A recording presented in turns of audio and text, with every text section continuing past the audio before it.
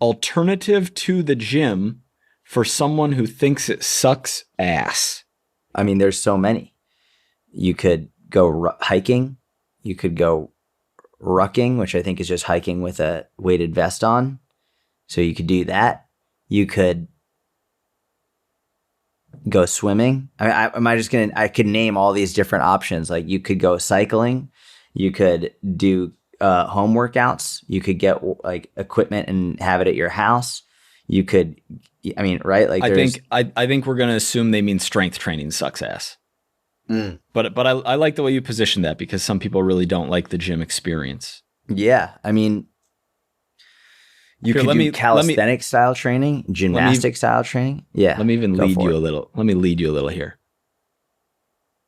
Give me some leading. I need a leader in my life. No, you don't. But what if I was like, or someone close to you who had been consistently strength training for a long time, wanted to just be done with strength training forever? Is there anything that person could do to replicate the health and longevity benefits associated with even low dose strength training consistently into their 40s, 50s, 60s, 70s? Yeah. So the way you framed it makes it very different than like what I had in my mind, and specifically in regard to someone who's already done a fair amount of strength training in the past. So they've built up a fair amount of muscle. They've built up a fair amount of bone density. They have good technique. Like these are like someone who's strength trained for at least, I don't know, 3 to 5 years. They've already gotten pretty strong and they're like, I'm tired with it and I don't want to do it anymore.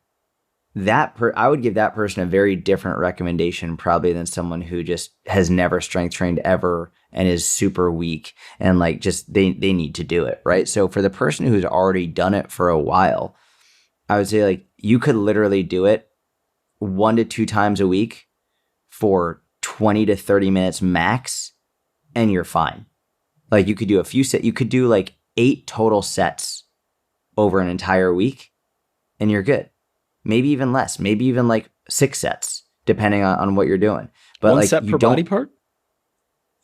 Yeah, if you really wanted to.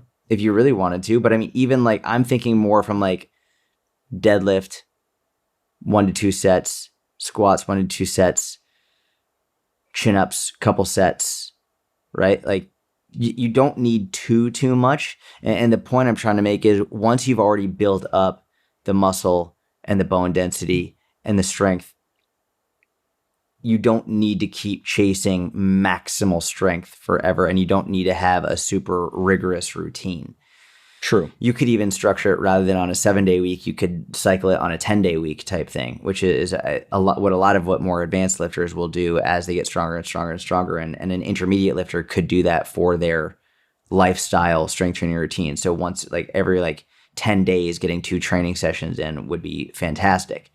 For someone who's just like, oh, I went to the gym once and I tried strength training and I hated it, like you've just got to fucking figure out a way to strength train and sort of earn your right to do less, right? In the same, like do it for a few years. You could here's how I look at it. Doing it consistently for a few years, like between 2 to 4 times a week for 3 to 5 years, or doing it for the rest of your life with slightly less consistency. But I think if you really earn your right to reduce the amount that you're doing it, do it for 3 to 5 years, super consistently, 3 to 4 times a week. And then after that, you can take your foot off the gas a little bit and focus on something else that you enjoy more. But the main benefits that you're going to get from strength training, I think, are really going to come from the first few years of serious consistency. That's what's going to take you. You're going to get the most benefit in terms of muscle, bone density, and the overall health benefits. I agree with all of that. I would probably have slightly higher volume recommendations for maintenance, but on the whole, we're very on the same page, especially with the difference between those two groups.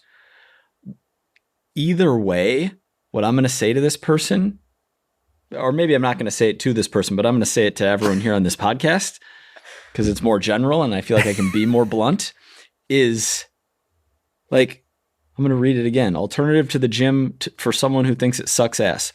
Alternative to fruits and vegetables for someone who thinks it sucks ass.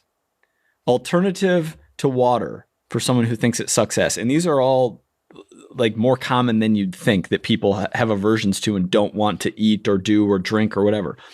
Alternative to working for someone who thinks it sucks ass. There are things in life that we have to do even though we don't want to do it.